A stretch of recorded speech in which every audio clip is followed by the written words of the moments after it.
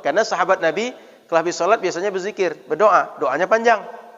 Kalau kita habis sholat itu, kalau tak dibawa imam berdoa, sering kita ini tak berdoa. Diharapkan masing-masing berdoa, itu sering kita tak berdoa. Diharapkan berzikir masing-masing, sering tak berzikir. Karena memang sudah begitu tabiat kita. Beramal sendiri-sendiri itu sering malas. Tapi beramal berjamaah, yang malas jadi semangat, yang lupa jadi ingat, yang tak tahu jadi tahu. Maka sejak dulu para ulama kita kalau berzikir itu sering dibuat acara-acara majelis zikir. Baik majelis zikir dibuat malam Senin, malam Jumat, atau kalau habis salat fardu zikirnya bersama. Di antara hikmahnya adalah yang malas jadi semangat, yang tak tahu jadi tahu, yang lupa jadi ingat. Di samping dia adalah amaliyah yang memang ada dasarnya dari Rasulullah sallallahu alaihi wasallam.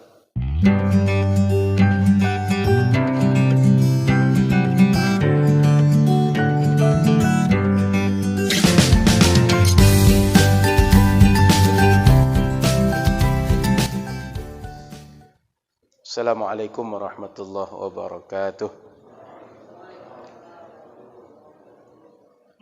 Bismillahirrahmanirrahim. Alhamdulillahil mun'im. Alhamdulillahil jalali wal jamali wal kamal. Asyhadu an la ilaha illallah wahdah. Asyhadu anna Muhammadan abduhu wa rasuluh. Sallallahu alaihi wasallam ala nabiyya ba'dah. Qala subhanaka la ilma lana illa ma 'allamtana innaka antal alimul hakim.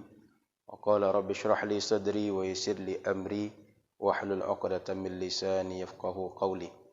Alhamdulillah, Bapak Ibu muliakan Allah Subhanahu wa taala. Kita sudah berada di penghujung bulan Zulqa'dah. Insyaallah malam Senin sudah awal bulan Zulhijjah. Ahad malam Senin. Kalau tidak salah hitung, Ahad besok malam Senin bulan Zulhijjah sudah masuk.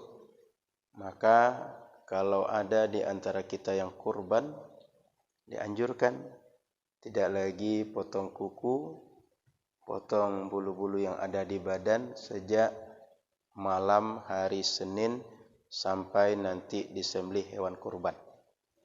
Kalau saya misalnya niat kurban atau sudah menyediakan hewan kurban atau sudah mendaftar atau saya termasuk yang didaftarkan untuk kurban, maka sejak Senin sampai nanti disembelih hewan kurban tak dianjurkan, disunnahkan untuk tidak dipotong kuku dan bulu-bulu yang ada di badan. Kenapa? Pertama, hadis Rasul yang menjelaskan. Yang kedua, ada hikmah di balik itu. Apa hikmahnya? Agar kita perbuatannya sama dengan orang yang sedang ihram untuk haji, yaitu tidak memotong kuku dan bulu-bulu di badan sesaat kita ihram. Harapannya apa?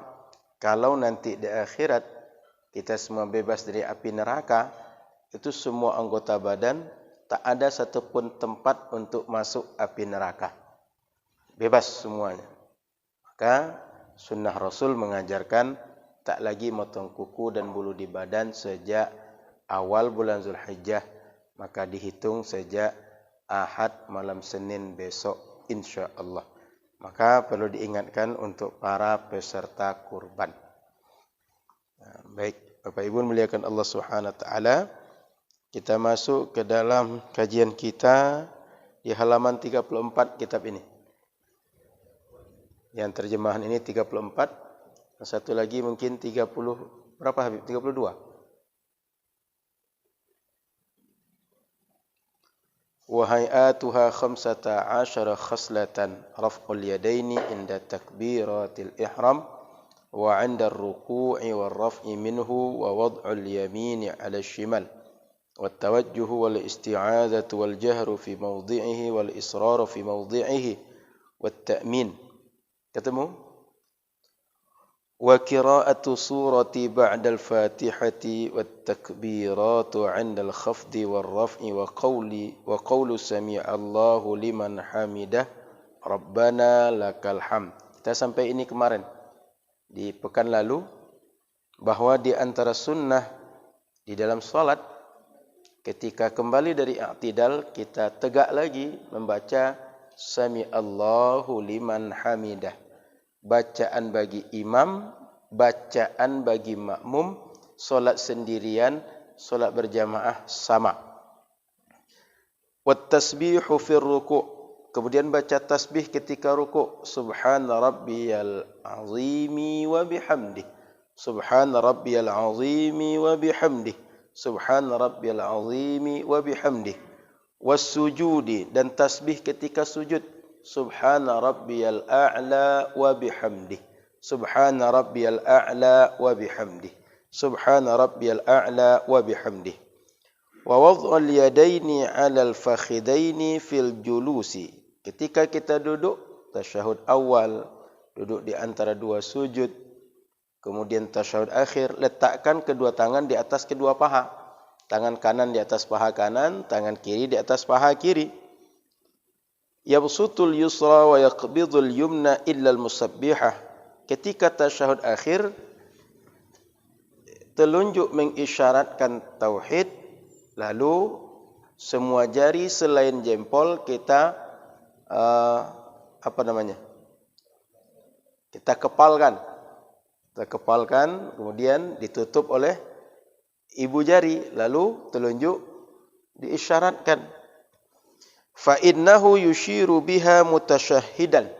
Karena ini digunakan untuk mengisyaratkan tauhid ketika asyhadu an la ilaha illallah. Wal iftirashu fi jami'il jalasati wat tawarruku fil jalsatil akhirah. Dan duduk iftirash dalam semua cara duduk dalam solat kecuali duduk tasyahud akhir. Duduk tasyahud akhir mesti duduk at-tawarruk, dianjurkan at-tawarruk. Wat taslimatus tsaniyah, kemudian membaca salam yang kedua. Ini lanjutan daripada sunnah di dalam solat. Jadi Bapak Ibu yang dimuliakan Allah Subhanahu wa taala, kita ingat lagi petanya bahawa sunnah dalam solat tu ada 3. Sebelum solat, sedang atau di dalam solat, kemudian setelah. Ketika sebelum solat ada azan, ada iqamah. Kemudian memakai sutroh. Kemudian datang solat dalam keadaan tenang. Kemudian hal-hal lain. Ini yang utama. Ketika sedang solat, di antara terakhir yang kemarin kita kaji adalah membaca Sami'allahu liman hamidah. Ini adalah bacaan yang berlaku bagi imam dan makmum. Solat sendirian, solat berjamaah, solat di rumah, solat muqim atau dalam perjalanan. Kemudian apabila imam dia keraskan, kalau makmum tidak dikeraskan. Kemudian ketika ruku' baca tasbih. Subhana rabbiyal azimi wa bihamdih. Bacaan tasbih ini boleh kita bacanya selain redaksi ini. Contoh, kita balik ketika ruku' kita baca Subhana rabbiyal a'la wa bihamdih, sah juga. Atau kita baca Subuhun Qudusun Rabbuna wa Rabbul Malaikati war Ruh. Atau bacaan Subhanallah walhamdulillah wa la ilaha illallah Allahu Akbar, boleh juga. Yang afdal, yang terbaik, Subhana rabbiyal azimi wa bihamdih. Nah, ketika sujud membaca Subhana rabbiyal a'la wa bihamdih. Nah, ini sunnah-sunnahnya. Jadi ruku', sujud, ya, tidak. Kemudian Bapak Ibu memuliakan Allah Subhanahu wa taala, ketika sujud sama dengan ruku' tadi. Terbalik kita dengan bacaan ruku', boleh. Baca Subuhun Qudusun Rabbuna Rabbul Malaikati war Ruh, silakan. Baca Subhanallah alhamdulillah wa la ilaha illallah Allahu Akbar, boleh juga. Atau Subhanallahil azimi wa bihamdi, silakan juga. Oleh karena itu lapang untuk kita baca. Kemudian Sunnah selanjutnya membaca takbir Allahu Akbar pada setiap perpindahan gerakan solat. Kita mau sujud, mau ruku, balik dari sujud, mau tasyahud, mau berdiri, Allahu Akbar. Bacaan Allahu Akbarnya itu, Sami Allahu liman hamidah, berlaku ketika i'tidal. Sudah itu, ketika kita duduk dalam solat, duduknya dengan posisi iftirash. Semua duduk. Duduk tasyahud awal, duduk di antara dua sujud, duduk istirahah. Istirahah itu duduk saat kita balik dari sujud mau berdiri, berhenti sejenak tapi tidak tasyahud. Itu istirahah namanya. Posisinya iftirash. Iftirash seperti duduk kita saat tasyahud awal. Kaki kiri berada di bawah, masuk ke kaki kanan kita tegakkan. Itu iftirash. Sedangkan ketika tasyahud akhir, mau solatnya 2 rakaat, 3 rakaat, 4 rakaat atau 1 rakaat, dianjurkan duduknya tawarruk. Tawarruk dengan iftirash ini bedanya adalah kalau tawarruk duduk ke pantat kiri kita di atas tempat sujud. Artinya di lantai, di tanah. Sedangkan ketika tasyahud awal, mohon maaf, ketika iftirash, posisi pantat kiri kita masih di atas kaki kita. Maka mohon maaf, tawarruk itu pantat kita sudah di atas lantai. Kaki kiri kanan tegak lurus, bagian ujung dilipatkan, kiri kita di atas lantai. Tapi kalau iftirash, duduk halayaknya kita duduk di antara dua sujud atau tasyahud awal. Ini berlaku untuk semua tasyahud akhir. Mau solatnya 1 rakaat seperti witir, 2 rakaat seperti sunat pada umumnya, 3 rakaat seperti tarawih kita tadi, maghrib kita tadi, kemudian 4 rakaat seperti isya. Dan iftirash itu berlaku untuk semua solat, berapapun jumlah rakaatnya, selain tasyahud akhir duduknya iftirash. Itu maksud dari sunnah tadi. Kemudian sunnah selanjutnya adalah saat kita tasyahud, duduk kita ini tidak usah panjang lagi, habis. Dah habis nih Pak Imam. Kalau bisa maju, saya maju lagi. Karena di sana mungkin tertutup. Ini sudah habis panjang. Masih bisa lagi? Kalau bisa saya maju sedikit. Takut nanti tertarik pula. Sini enggak nampak? Oh gitu. Boleh. Jadi saat tasyahud kita telunjuk kita di tangan kanan di atas paha atas menunjuk, tapi tak digerak-gerakkan, diisyaratkan saja. Saat membaca illallah baru diangkat, illallah diangkat dan tak diturunkan, cukup diangkat sekali saja, tak digerak-gerakkan sering enggak, putar-putar enggak, kiri kanan atas bawah enggak. Justru kata Imam Nawawi digerak-gerakkan itu makruh. Makruh di dalam mazhab Syafi'i menggerak-gerakkan jari ketika solat. Sunnahnya adalah tak digerakkan kecuali isyarat saja. Maka kenapa hikmahnya isyarat tadi itu? Agar ketika kita baca kalimat tauhid itu pertama ada perbuatan qalbu. Hati kita meyakini Allah adalah Tuhan yang ahad. Kemudian qaul lisan, mulut kita menyebut illallah. Kemudian perbuatan badan, perbuatan badan kita mengisyaratkan illallah. Jadi ketiganya digiring untuk menguatkan tauhid kepada Allah, maka yang berlaku itu isyarat, bukan digerak-gerakkan. Sehingga riwayat yang sahih yang kuat tentang itu adalah mengisyaratkan telunjuk al-musabbihah. Kemudian sunnah selanjutnya adalah Wat taslimatu tsaniyah, salam yang kedua. Salam yang pertama rukun. Ketika salat, assalamualaikum warahmatullah. Bacaan salamnya assalamualaikum warahmatullah. Karena Rasul ketika salam membaca itu. Kalau di luar salat sempurnanya warahmatullahi wabarakatuh. Dalam salat Rasul membaca assalamualaikum warahmatullah, assalamualaikum warahmatullah. Maka sunnahnya adalah membaca salam sampai warahmatullah untuk salam yang kedua. Jadi itu Bapak Ibu yang dimuliakan Allah Subhanahu wa taala, sunnah di dalam melaksanakan salat saat kita di dalam perbuatan salat mulai dari takbir sampai akhir perbuatan salat kita.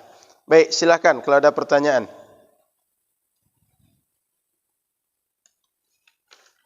Sunnah dalam salat. Kalau kita tambah ada lagi sunnah yang lain, meletakkan hidung.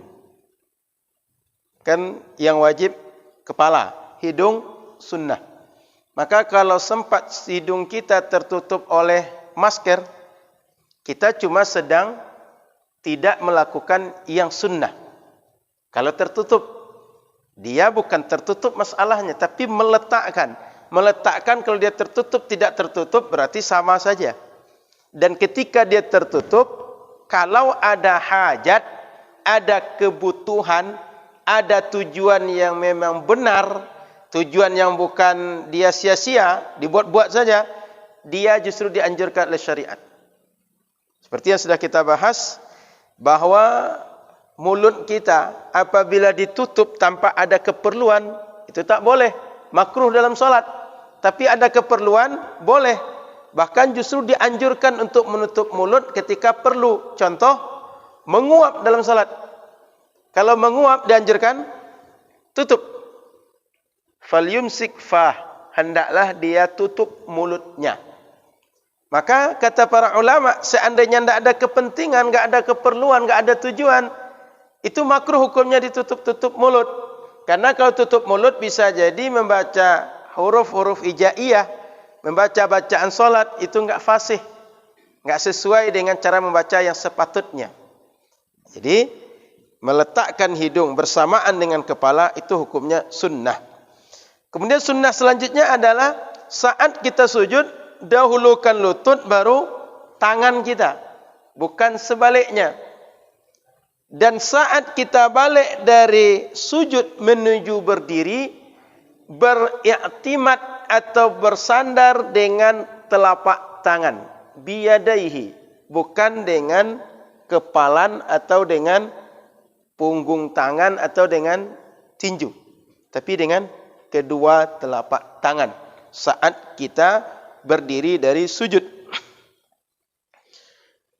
Kemudian sunnah selanjutnya adalah bagi laki-laki, kalau dia ruku, kalau dia sujud, posisi tangan itu direnggangkan. Tidak rapat ke rusuk, juga tidak dibuka luas-luas ke samping. Cukup direnggangkan antara lutut dengan rusuk kita, direnggangkan. Tapi tak mengganggu orang di samping kita. Begitu juga ketika sujud. Tapi perempuan dianjurkan tidak membuka lebar. Karena itu memang tabiat laki-laki dan perempuan yang berbeda. Sehingga ada berapa perbedaan laki-laki dan perempuan dalam solat. Di antaranya masalah ketika meletakkan tangan saat rukuk dan sujud. Baik. Ada lagi pertanyaan Bapak Ibu? Cukup? Silakan Pak.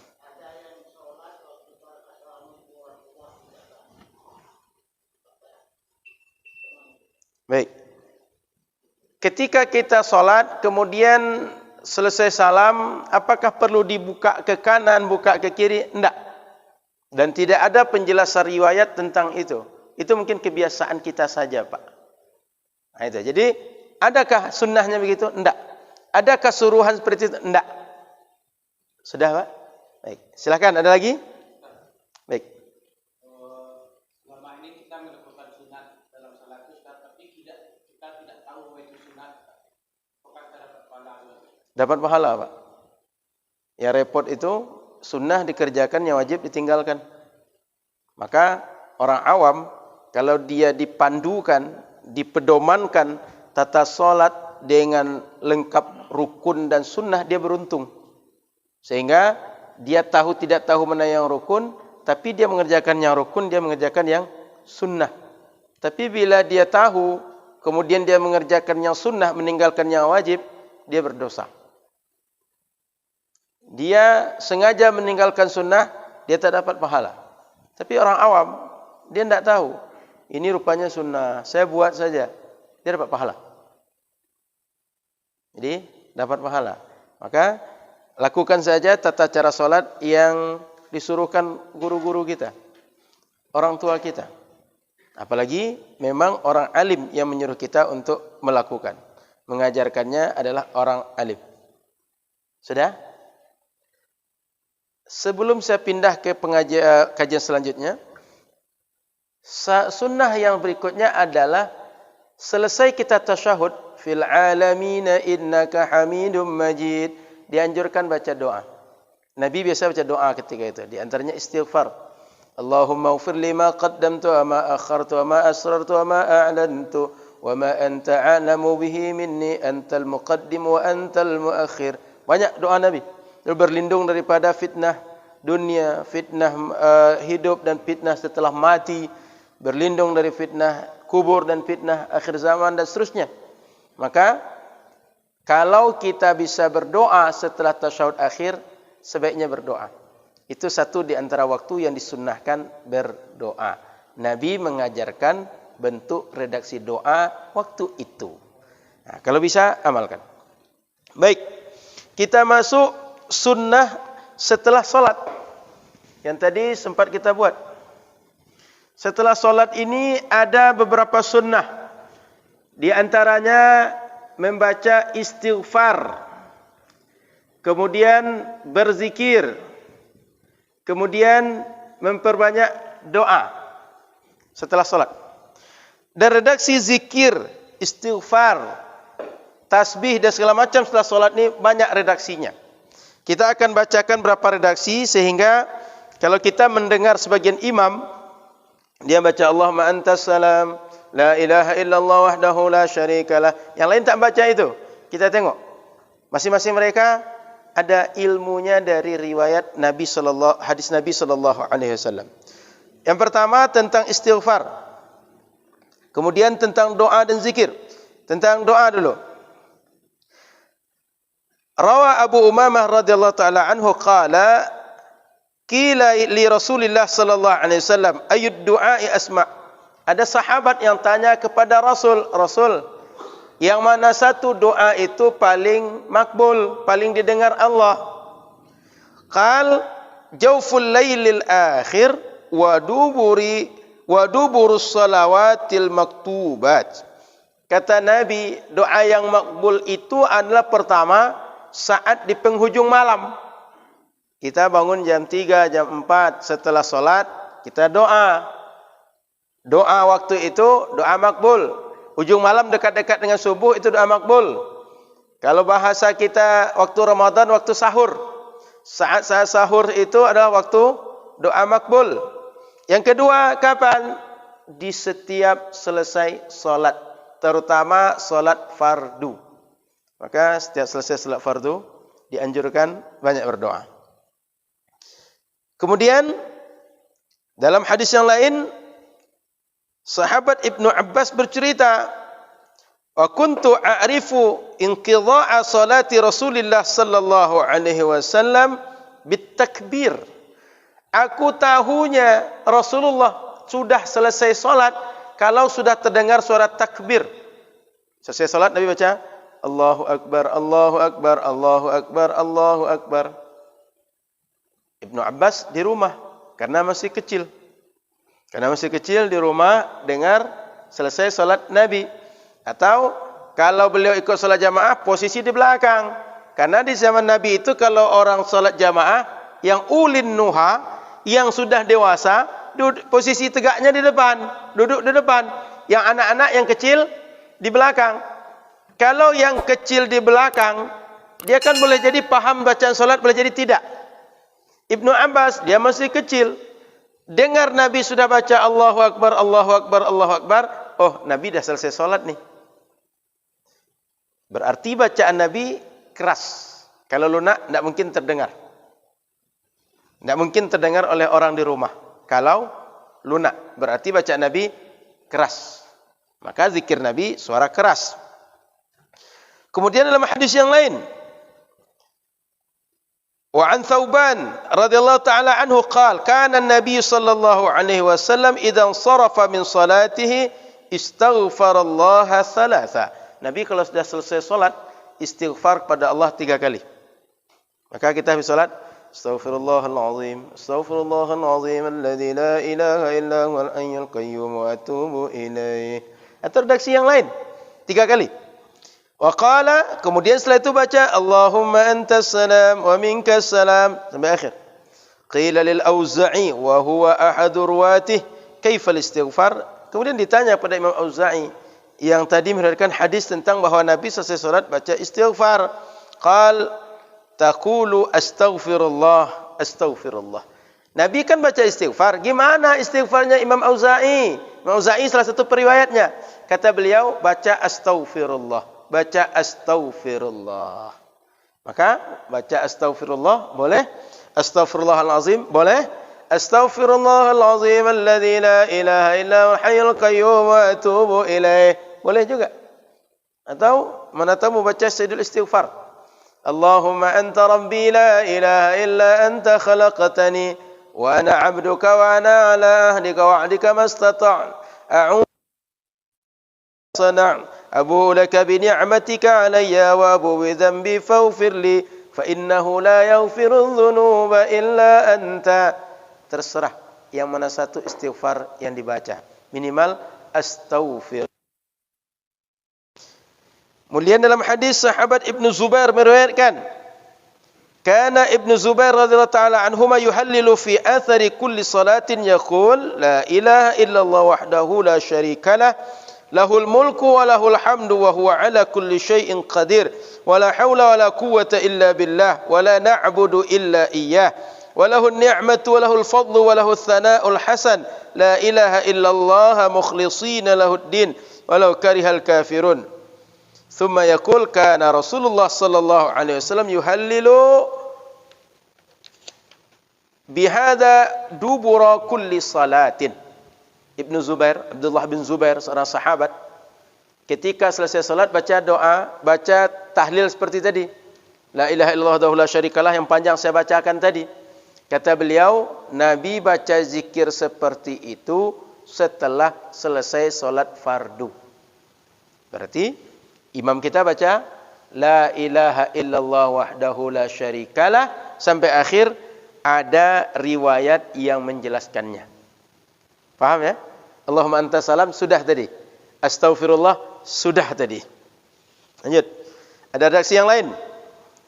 Sahabat Mughirah bin Syu'bah radhiyallahu taala anhu, anna Rasulullah sallallahu alaihi wasallam idza sarafa min as-salah qala la ilaha illallah wahdahu la syarikalah lahul mulku wa lahul hamdu wa huwa ala kulli syai'in qadir. Allahumma la mani'a lima a'taita wa la mu'tiya lima mana'ta wa la yanfa'u dzal jaddi minkal jadd. Pernah dengar redaksi ini? Imam membaca itu berdasarkan hadis Rasulullah sallallahu alaihi wasallam. Redaksi yang lain dari sahabat Abu Hurairah, man sabbahallaha fi duburi kulli salatin 33 wa hamidahu 33 wa kabbarallaha 33 wa qala tamamal mi'ah la ilaha illallah wahdahu la syarikalah lahul mulku wa lahul hamdu wa huwa ala kulli syai'in qadir ghufirat khatayahu wa in kanat mithla zabadil bahr. Kalau ada orang habis salat baca tasbih 33, baca tahmid 33, baca takbir 33, lalu sempurnakan 100 dengan la ilaha illallah wahdahu la syarikalah sampai akhir, dia jika berdosa meskipun sebanyak buih di laut, Allah ampunkan dosa-dosanya. Gambaran untuk kalaupun banyak dosa orang itu, Allah ampunkan dengan bacaan yang 33 tambah 33 tambah 33 sempurna 100 dengan tahlil la ilaha illallah wahdahu la syarikalah. Lanjut, redaksi yang lain. Wa an Ka'ab bin Ujrah radhiyallahu ta'ala anhu anna Nabiy sallallahu alaihi wasallam qala mu'akkibatun la yakhibu qailuhunna dubura kulli salatin maktubah 33 tasbihah wa 33 tahmidah wa 33 takbirah. Ada redaksi setelah solat kalau orang baca dia tak akan pernah rugi. Apa dia? Tasbih 33, tahmid 33, takbir 33. Beruntung orang kalau baca itu. Kemudian ada lagi redaksi. Kata Nabi, anna Rasulullah sallallahu alaihi wasallam akhadha bi yadihi. Muaz bercerita Rasul pegang tangan dia, wa qala ya Muaz, Muaz, wallahi inni la uhibbuk, demi Allah aku mencintai engkau. La wa usika ya Muaz, aku berpesan pada engkau wahai Muaz, la tada'anna dubura kulli salatin taqul Allahumma a'inni ala dzikrika wa syukrika wa husni ibadatik. Bilal, Muaz, jangan pernah lupa setelah solat baca Allahumma a'inni ala dzikrika wa syukrika wa husni ibadatik. Di awalnya Rasul sampaikan demi Allah aku mencintai engkau wahai Muaz. Ini menunjukkan bahawa penjelasan ini, amalan ini dispesialkan oleh Nabi kepada orang yang dicintanya. Sahabat yang lain tak sebut begitu, tapi disebut di awal, Muaz, aku mencintai engkau demi Allah.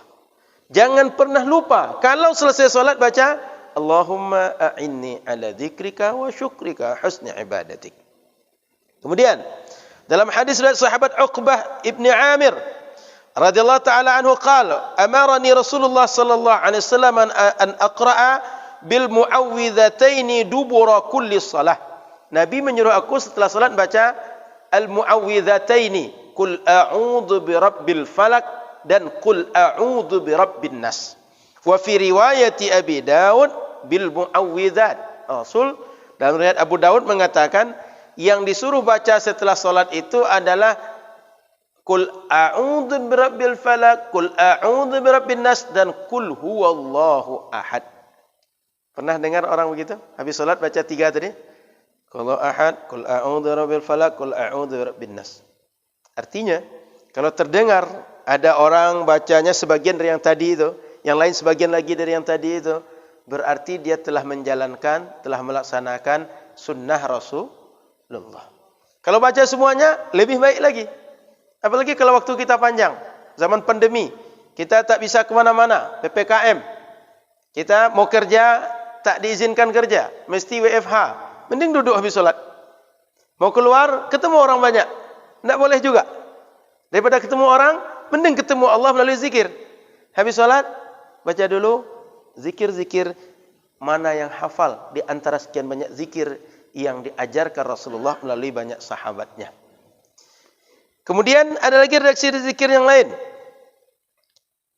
Rawa Abu Dzar radhiyallahu taala anhu anna Rasulullah sallallahu alaihi wasallam qala man qala dubura salatil fajri wa huwa thanin rijlah. Kata sahabat Abu Dzar, siapa saja orang yang dia ketika habis salat subuh kakinya masih duduk seperti duduk dia ketika selesai salat tawarruk. Dia baca qabla ayat takallam, sebelum dia bicara, belum ada yang lain dia baca, tapi dia berzikir la ilaha illallah wahdahu la syarika lah, lahul mulku wa lahul hamdu yuhyi wa yumiitu wa huwa ala kulli syai'in qadir. 10 kali. Apa yang dia dapat? Kutiba lahu asyru hasanat. Dia dapat 10 pahala. Wa muhiya anhu asyru sayyi'at. Allah hapuskan. Allah bersihkan dia dari 10 dosa. Wa rufi'a lahu asyru darajat. Allah angkatkan 10 darjat. Wa kana fi yaumihi dzalika kullihi fi hirzin min kulli makruhin wa hurisa minasyaitan. Dan hari itu sejak setelah subuh sampai nanti sebelum maghrib dia terjaga, terlindung dari semua yang tak disuka dan terjaga dari syaitan. Maka Perbanyaklah habis subuh la ilaha illallah wahdahu la syarikalah lahul mulku wa lahul hamdu yuhyi wa yumiitu wa huwa ala kulli syai'in qadir. Mudah-mudahan tak kena Covid. Apalagi kalau sudah subuh rajin-rajin pula sedekah. Sedekah subuh. Berzikir, sedekah. Sehingga setiap hari kita memulai hari kita dengan perlindungan yang datang dari Allah. Perlindungan manusia ini banyak batasnya. Kita menduga kawan kita aman. Rupanya, berapa hari setelah dia sehat, ingat tak waktu kemarin kita sama-sama itu? Saya waktu itu sebenarnya sudah kena. Kamu batuk-batuk saya waktu itu. Makanya saya sibuk nanya kamu sehat tak? Saya khawatir kalau kamu sakit juga. Dia waktu begitu, dia enggak bilang sama kawannya. Tapi sudah berlalu waktu, baru dia bilang bahwa dia pernah kena. Ada yang ngalamin begitu? Ya kan Pak Mul? Banyak kawan kita begitu. Maka mudah-mudahan dengan zikir kita, dengan amaliyah kita, mungkin kita menolong orang, memudahkan orang, membuat orang urusannya lancar, dan segala macam, menyenangkan orang. Allah bantu kita dengan itu. Sehingga Bapak Ibu muliakan Allah Subhanahu wa taala, banyak cara kita untuk bisa selamat dari segala musibah, segala mara bahaya yang memang dia sunnah kehidupan. Dia sunnah kehidupan. Sehingga pandemi atau tak pandemi, hidup ni tak perlu dilalui dengan kepala yang membuat kita sempit, hati yang membuat kita sakit, tak usah. Karena tak ada pandemi pun, ada juga masalah lain yang timbul. Sehingga hidup ni tak pernah selesai dari masalah, tak pernah selesai dari apa saja membuat hati kita menjadi sedih kalau kita tak lapang hati. Jadi kita nikmati saja berbagai karunia Allah, ada hikmah yang banyak di balik semua itu. Kemudian dalam hadis yang lain dikatakan, man shallal fajra fi jama'atin. Ini kita sering mengamalkan. Thumma qa'ada yadhkurullaha ta'ala hatta tatlu asy-syams. Siapa saja orang salat subuh jamaah, lalu dia tidak beranjak di tempat duduknya, dia berzikir kepada Allah sampai nanti matahari terbit. Sudah terbit matahari, bergerak sedikit, baru dia salat 2 rakaat. Waktu duha sudah masuk, dia salat 2 rakaat. Kana lahu ka ajri hijjatin wa umratin tammah. Dia dapat pahala sama dengan orang haji, orang umrah yang pahalanya sempurna kata Nabi sallallahu alaihi wasallam. Jadi Bapak Ibu yang dimuliakan Allah Subhanahu wa taala, salat yang selama ini kita sebut salat isyraq, salat syuruk, itu dianjurkan Nabi. Oleh para ulama, sebagian menyebutnya salat duha di awal waktu, sebagian menyebutnya salat sunnah sendiri selain duha. Tapi perdebatan mereka ini meskipun salat sendiri atau salat duha di awal waktu, waktu pelaksanaannya itu adalah setelah matahari terbit lalu bergerak sedikit. Bukan ketika matahari sedang terbit. Karena ketika matahari sedang terbit, itu adalah waktu terlarang untuk salat.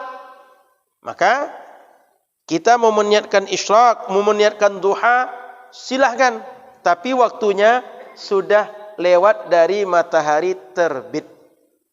Mau solatnya berjamaah atau sendiri nanti, solatnya itu setelah matahari terbit. Kemudian Bapak Ibu rahmati Allah Subhanahu wa taala. Jadi saya ulang poin daripada zikir tadi adalah, kalau ada orang yang bacaan redaksi zikirnya tak kita kenal, jangan mudah untuk menafikan orang. Jangan mudah untuk menyatakan, itu lain pula bacaan dia. Itu bukan bacaan zikir habis solat. Jangan begitu. Mungkin kita selama ini dapat ajaran guru kita, kebiasaan yang kita terima, bacaan adalah yang kita dengar dari imam kita sehari-hari.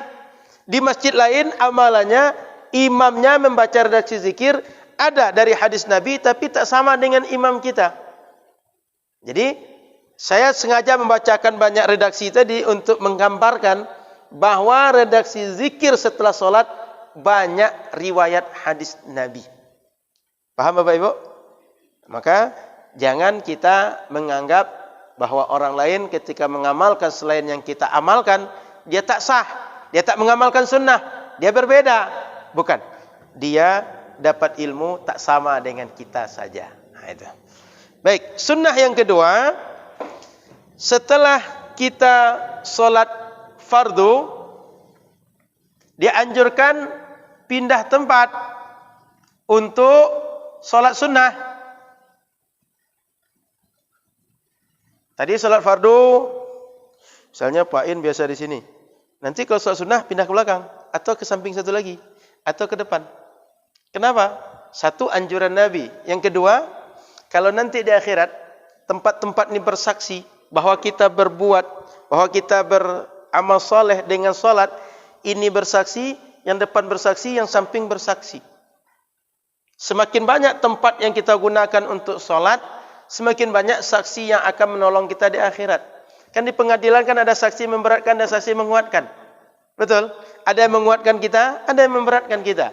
Semakin banyak bekas tempat sholat kita, akan banyak yang menguatkan kita, dia ahli sholat di dunia. Maka Bapak Ibu rahmati Allah Subhanahu wa taala, sebaiknya pindah tempat. Lebih baik lagi kalau pindah tempatnya itu adalah pindah tempat dari masjid ke rumah. Jika tak ada pengajian di masjid, kita habis maghrib tak ada pengajian, pindah ke rumah. Kenapa lebih baik ke rumah? Pertama, di rumah kita, kalau tak kita buat solat kita di masjid semua. Karena laki-laki dia solat jamaah semua, ke masjid semua. Tak hidup rumah dengan solat, sehingga tak berisi zikir. Hikmah yang kedua, kita bisa mencontohkan kepada istri dan anak, bahwa ketika kita ada waktu untuk solat, kita bisa solat. Dan begini cara solat. Apalagi kalau kita tunjukkan dengan ilmunya. Dan anak tabiatnya adalah mencontoh. Sehingga Bapak Ibu, kalau nampak kita solat, anak dia akan sibuk solat sendiri. Dia akan sibuk kita berwuduk, dia sibuk juga untuk berwuduk. Apa pekerjaan kita? Ditiru oleh anak kita. Makanya di kampung-kampung disebutkan, bapak kencing berdiri, anak kencing berlari, atau murid kencing berlari.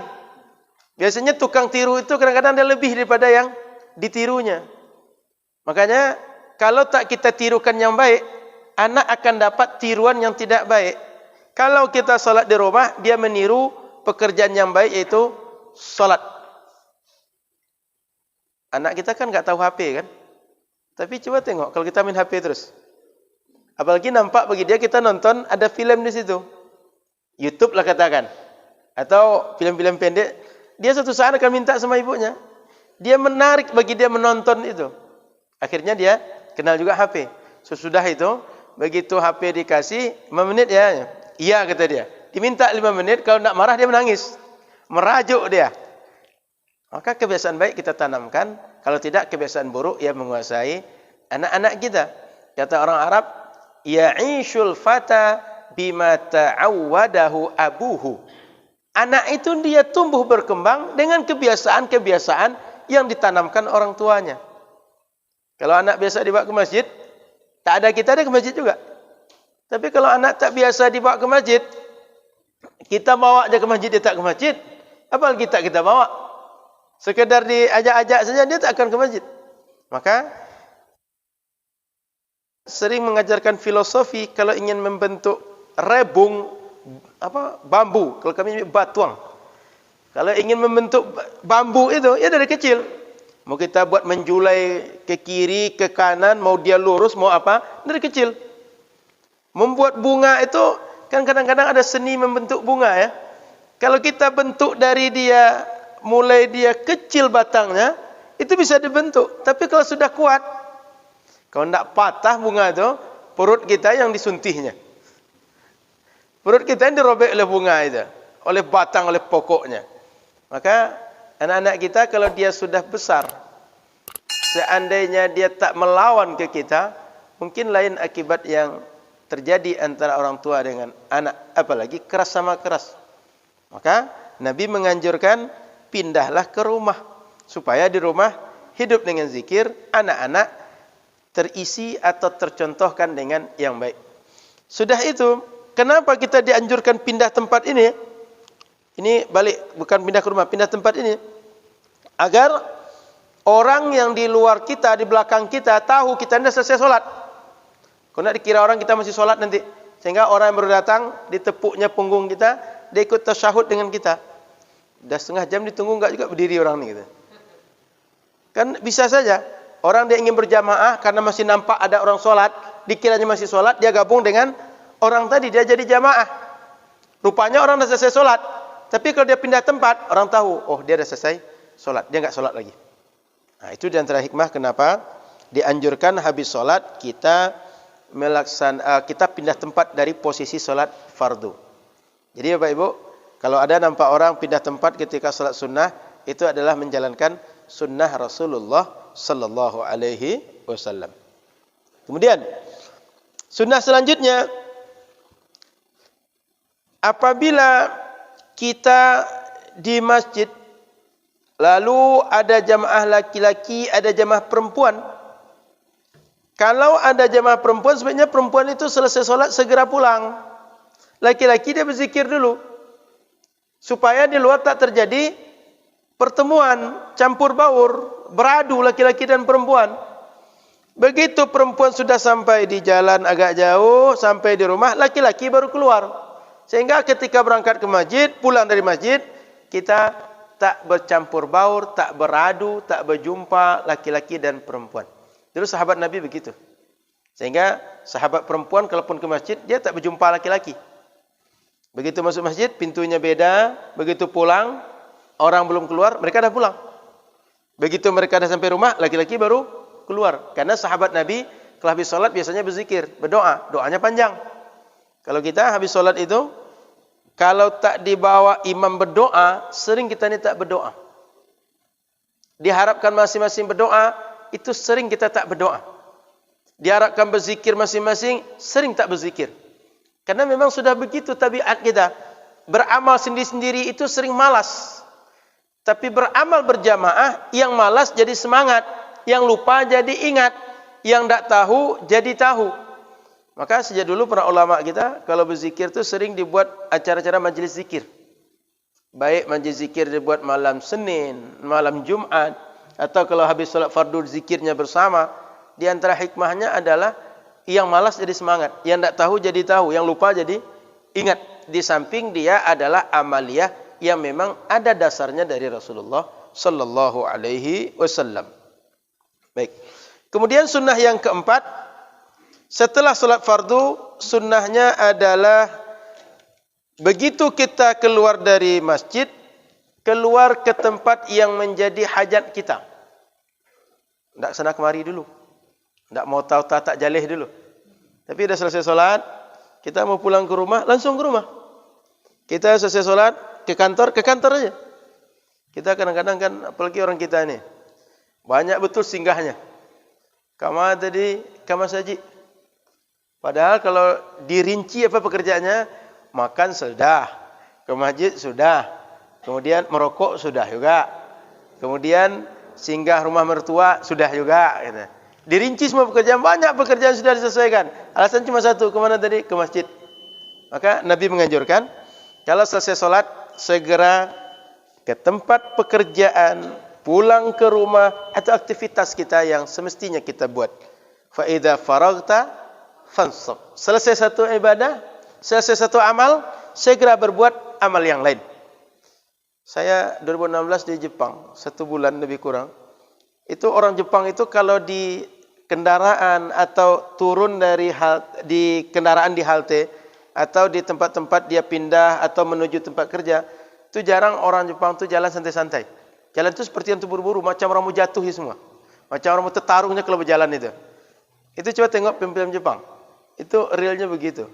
Maka bila orang mengejar dunia itu habis-habisan, kenapa kita mengejar akhirat tak habis-habisan juga? Orang mengejar dunia yang tak lama, yang tak seberapa, habis-habisan. Kita mengejar akhirat, kenapa? Tak sehabis yang bisa kita buat. Nah, setelah salat, ada satu sunnah lagi kita, setelah azan, setelah sunnah, ada satu sunnah lagi yang akan kita bahas. Kita azan dulu. Silakan. Setelah itu kita bahas ada satu sunnah lagi. La ilaha illallah Muhammadur Rasulullah sallallahu alaihi wasallam. Rabbah al-ta'tam as-salatul qa'im. Sayyidina Muhammad.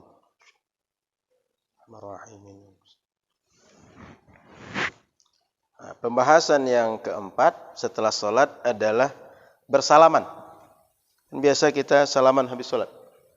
Ini pindah tempat, kemudian segera keluar, segera pulang. Itulah bahasanya.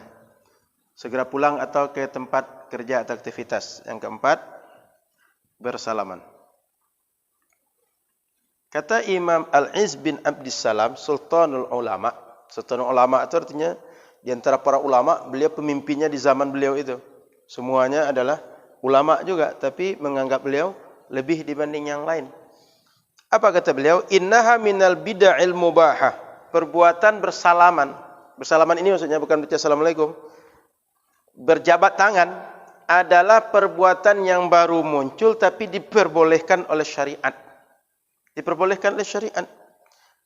Wala tusafu bi karahatin wala istihbab. Dia tidak makruh dibuat dan juga tak disunnahkan dibuat, tapi boleh. Siapa mau salaman, salamanlah. Yang tidak, ya silakan. Wa aqiban Nawawi rahimahullah taala faqal, Imam Nawawi kemudian mengomentari pernyataan imam tadi, wa hadzal ladzi qalahu hasan. Yang dinyatakan oleh Imam Al-Izz bin Abdissalam itu adalah pernyataan yang bagus sekali.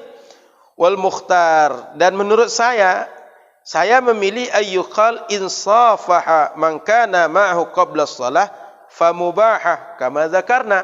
Kalau ada orang dia bareng kita tadi sebelum salat sudah kita salami.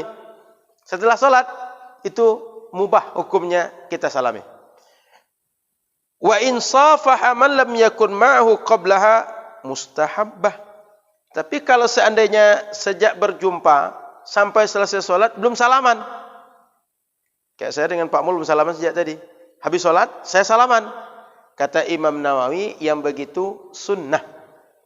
Tapi kalau misalnya sebelum sholat saya datang agak awal tadi, sebelum sholat salam dulu Pak Mul, kemudian begitu orang iqamah, begitu orang sudah menegakkan sholat, kami di saf masing-masing, selesai sholat mubah salaman, boleh. Tapi kalau belum jumpa sama sekali, habis sholat salaman mustahabbah, disunnahkan, dianjurkan, kata Imam Nawawi. Li'annal musafahata 'inda al-liqa'i sunnatun bil ijma' lil ahaditsis sahihah fi dzalik. Karena berjabat tangan setiap kali kita berjumpa adalah sunnah menurut ijma' para ulama berdasarkan hadis-hadis yang sahih. Jadi Bapak Ibu, berjabat tangan setiap berjumpa, ini setiap jumpa ya, ini sunnah. Setiap jumpa ini sunnah. Tidak ada masalah ini. Di masjid kita kan berjumpa juga dengan orang. Cuma karena sholat berjamaah sama-sama ke satu tujuan yang disengaja untuk berjumpa. Apabila kita bersalaman di sana, maka masih berlaku hukum ini. Sebab kita berjumpa dengan orang. Jika sebelum sholat kita sudah salaman, habis sholat, mubah, enggak apa-apa kita salaman lagi. Artinya satu kali perjumpaan salamnya 2-3 kali, enggak apa-apa. Tapi kalau belum salam tadinya, lalu kita salaman, itu mustahabbah. Kata Imam Nawawi, itu disunnahkan oleh Nabi sallallahu alaihi wasallam. Maka habis sholat kalau kita salaman, enggak apa-apa. Dan dalam hadis yang lain justru ketika kita salaman itu, lalu Allah akan ampunkan berguguran dosa-dosa kita saat bersalaman tadi. Karena salaman ini satu di antara amalan yang membuat orang tahab. Dia saling mencintai, saling merasa dekat, saling merasa erat, saling merasa saudara, memupuk perasaan yang menimbulkan cinta satu dengan yang lain. Itu amalan yang disuka oleh agama. Karena orang beriman itu kata Al-Quran, innamal mu'minuna ikhwatun. Orang beriman itu mereka adalah bersaudara. Dan nanti di akhirat, saat terjadi matahari dekat di atas kepala di padang mahsyar, ada beberapa kelompok orang yang tak akan merasakan panasnya api neraka. Akan merasakan panasnya matahari yang sangat dekat di atas kepala. Matahari itu bukan matahari yang ini, tapi matahari akhirat. Perlu diingat, kalau sudah terjadi kiamat, semua berbau dunia hancur. Matahari, planet, apa saja pokoknya semua benda bumi, benda dunia habis, hancur. Setelah itu baru ba'ats, dibangkitkan. Lalu muncul matahari. Matahari yang dimaksudkan adalah matahari akhirat. Terbayang? jangankan panasnya, mendengar namanya saja, itu dah tidak sama dengan matahari yang ini. Sangat panas. Sehingga orang berkeringatan.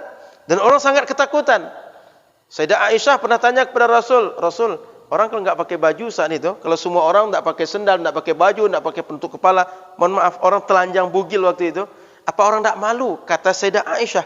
Kan beliau berfikirnya keadaan itu enggak menakutkan. Apa kata Rasul? Jangankan memikirkan orang dengan keadaan syiddah yang berat saat itu, keadaan diri, siapa kita, bagaimana kita belum tentu ingat.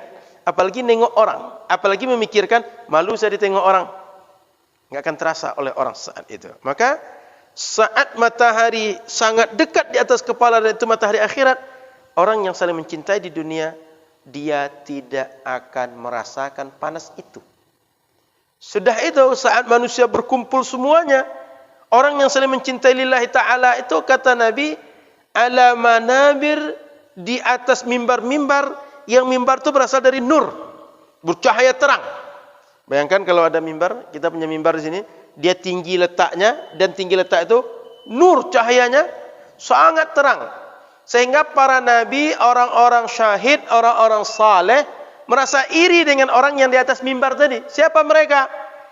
Lalu kata Nabi, kata Allah, mereka adalah al-mutahabbuna bi jalali. Mereka ketika di dunia saling mencintai karena aku.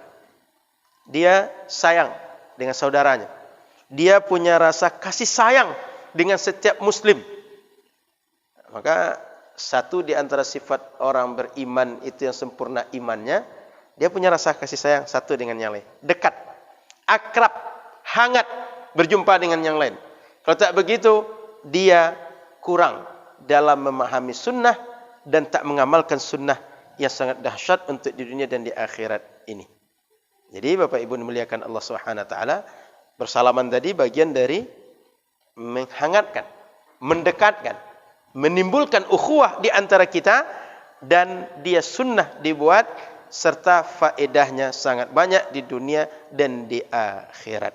Sehingga silakan untuk diamalkan apabila kita bisa mengamalkan. Ini minimal ada 4 yang disunnahkan setelah melaksanakan salat fardu. Banyak istighfar, berzikir, berdoa. Yang kedua, pindah tempat dari salat fardu kepada salat sunnah. Yang ketiga, segera pulang sesuai dengan hajat kita. Kalau balik kantor, segera balik kantor. Jangan kemana-mana dulu. Kalau balik ke rumah, balik ke rumah. Kemudian berjabat tangan setelah salat. Tapi orang kalau tak bersalaman, jangan orang dimasalahkan. Jangan orang dipaksa. Yang bersalaman, silahkan. Yang tak bersalaman, juga silahkan. Yang bersalaman, dia disunnahkan oleh Nabi sallallahu alaihi wasallam. Wallahu a'lam. Kita sambung dalam pekan akan datang. Kita mengkaji tentang apa saja yang makruh dibuat ketika salat. Semoga bermanfaat. Subhanakallahumma bihamdika, asyhadu an la ilaha illa anta, astaghfiruka wa atubu ilaika.